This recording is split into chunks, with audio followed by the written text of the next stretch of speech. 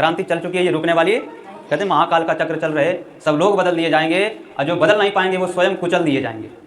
एक बार हम गए थे, एक वो लेडीज़ थी, वो लेडीज़ के पूरा बाले उड़ गई है, बाले नहीं है उसको, और बैठवा दिया पूरा बाले बैठवा दिया, पता चल जाएगा कि ऐसा ऐसा। हम उसके पास गए तो बैंक वाला कुछ अथी हो गया था, उसमें माइनर से मेजर करवाना था, करवाए। उसके बाद जो हो, हमको क्या पता हो गया, कुछ किए, हमको लगा हुआ कि नहीं हुआ, थोड़ा पूछ लेते हैं। हम पूछे कि हो गया मैडम, जाएँ आप? तो बोलती नहीं, बैठो जहाँ चाय पिलाएंगे चाय बनवाते हैं, बैठो बैठो यही बैठो। बाल संस्कार शाला में जाओगे तो डूब जाओगे, मर जाओगे। ये साधु था, ये कमंडलधारी था।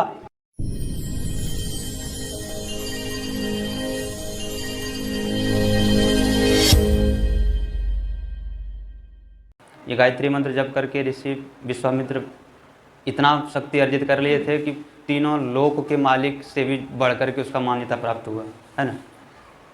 ये मंत्र जप करके महात्मा गांधी अपने आप को राष्ट्रपिता कर पाए, कराने का वो जो शक्ति है वो प्राप्त कर पाए।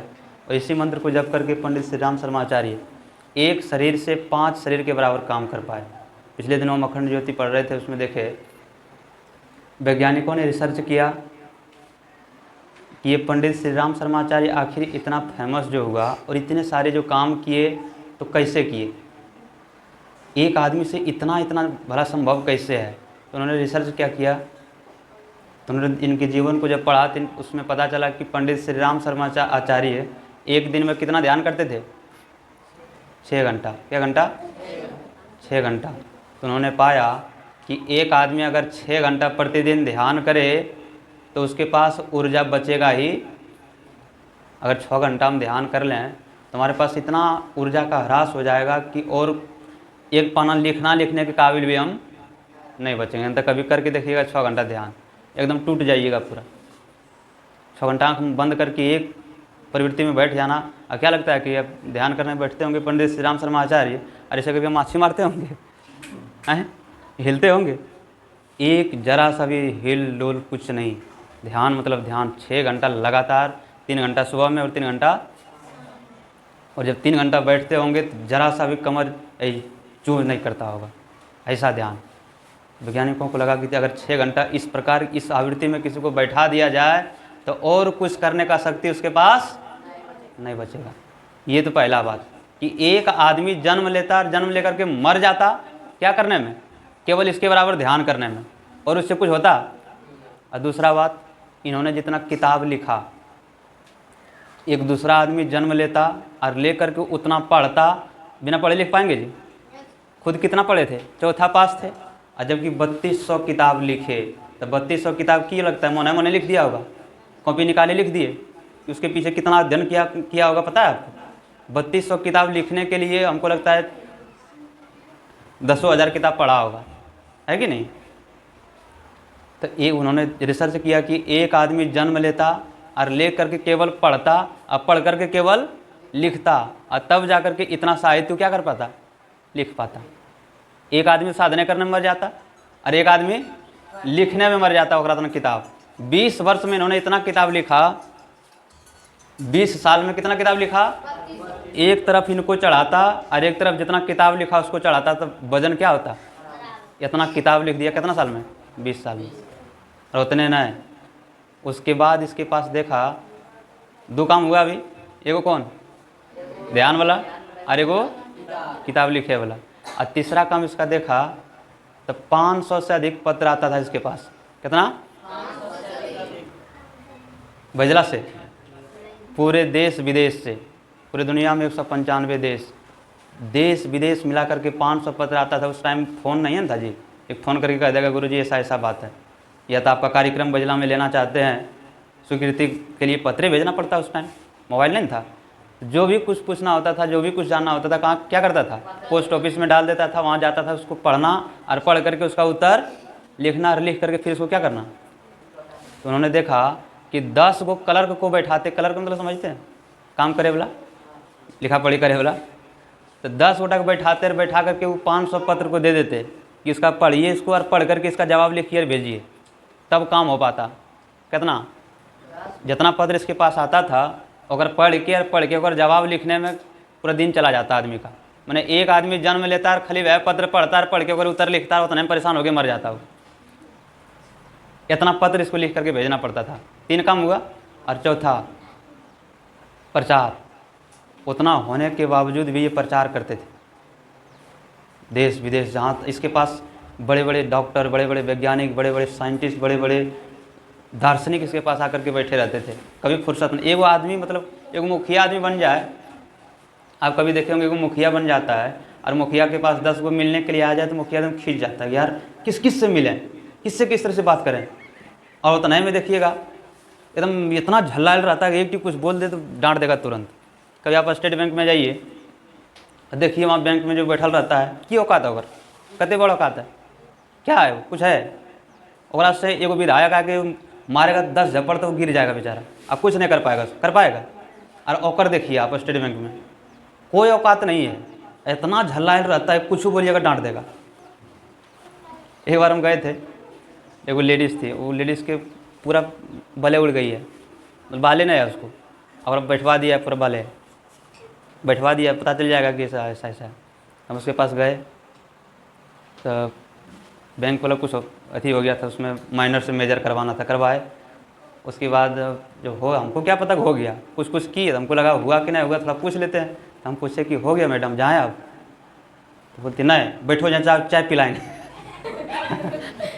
चाय बनवाते हैं, बैठो बैठो यहीं बैठो।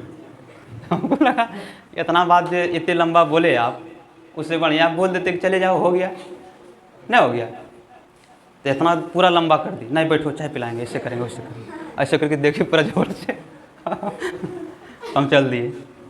तो हमको लगा यार की दादागिरी दिखाते हैं आप लोग, कितना बड़ा बड़ा आदमी से, कभी डीएम से मिल करके हम लोग आते हैं, बीडीओ से मिल करके आते हैं, तो वैसा नहीं देखते हम, बड़ा नॉर्मल स्वभाव के होते हैं। और तू एगो बैंक में बैठ के इतना दादागिरी दिखाती है ना। सोचिए उस सब आदमी के पास 500 पत्र आता, और 500 पत्र को देख करके उसका जवाब लिख करके भेजना होता, तो आदमी मर जाता पूरा व्यय करे में, और नहीं तो साधना हो पाता, और नहीं तो रस प्रचार हो पाता, नहीं तो उसका और साहित्य लिखा पाता। सोच करके देखिए स्टेट बैंक में जो कार्यरत है वो लोग दिन भर काम करके संजाग जाएगा, वो साहित्य लिख पाएगा? दिन भर काम करके संजाग जाए 3 घंटा ध्यान कर पाएगी? औकाते नहीं है। मतलब एक आदमी केवल वो पत्र के जवाब देने में मर जाता, और एक आदमी केवल जितना लोग इसके पास मिलने के लिए आते थे उतना उस मिल करके उनसे बढ़िया से बात करने में मर जाता। मतलब एक शरीर से इतना काम पंडित श्री राम शर्माचार्य किए कि 5-5 आदमी मिल करके उतना काम। एक आदमी को बैठा दिया जाए तू खाली ध्यान कर, तो ध्यान करते करते परेशान हो जाएगा कि यार इतना हमरा से।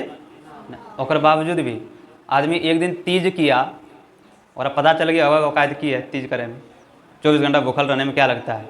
अब पंडित श्री राम शर्माचार्य को अगर लें तो 24 साल तक नमक खाए, क्या करते थे? गाय को खिलाते थे, कुछ चारा खिलाते थे, उसमें डालते थे क्या? जौ। क्या डालते थे?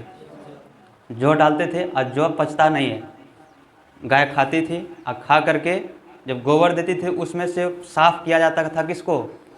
जौ को। और उस जौ को खूब बढ़िया से साफ़ करके ओकरे पीसता था, अब पीस करके ओकरे से रोटी बनता था, बेहवल रोटी। और दही से जो मक्खन निकाल लेने के बाद जो बनता है, घोर कहते हैं उसको। कितना साल खाया? है औकात किसी को? है औकात किसी को? इतने बड़े दार्शनिक, हमको लगता है कि भारत में ना ऐसा आदमी आया और ना फिर आ पाएगा। और हम लोगों का सौभाग्य देखिए कि उतने तपस्वी, बड़े बड़े ऋषि मुनियों को औकात नहीं था उतना कर पाने का, उतना तपस्वी महात्मा के साथ हम लोग बैठ करके उनके विचारों को हम लोग सुन पाते हैं और उनके मार्गदर्शन पर हम लोग चल पाते हैं। ये बहुत बड़ी सौभाग्य है हम लोगों का। और हम लोग कहते हैं अरे ये फोटोवा में जो गुरुआ और गुरुवनिया हो, ये क्या है को? हमको लगता था उसको मारे 2-4 थप्पड़। गुरुआ और गुरुवनिया ये क्या क्या लगता है?